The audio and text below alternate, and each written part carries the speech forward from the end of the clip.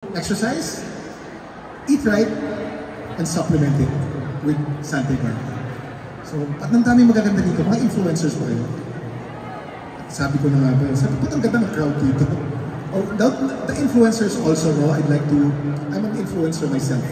Although I'm on television, I'm on free TV, I'm also very active in social media. Aside from being healthy, this is different naman as an influencer. Sino influencer? Taas ang kamay. Influencer, taas ang kamay. Our responsibility is so big. If you notice, our world, our platforms, especially X, is so magulo, di ba? But we are to be salt and light.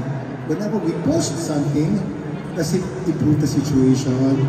Does it cause confusion? Is it divisive?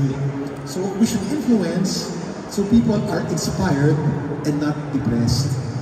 So it may not have likes, but that's okay.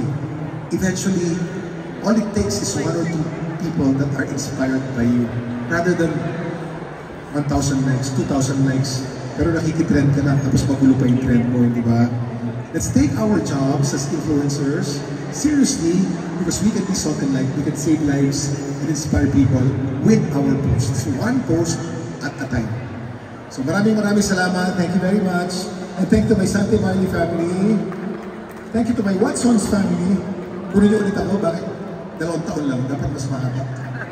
Maraming salamat sa inyo lahat. Thank you.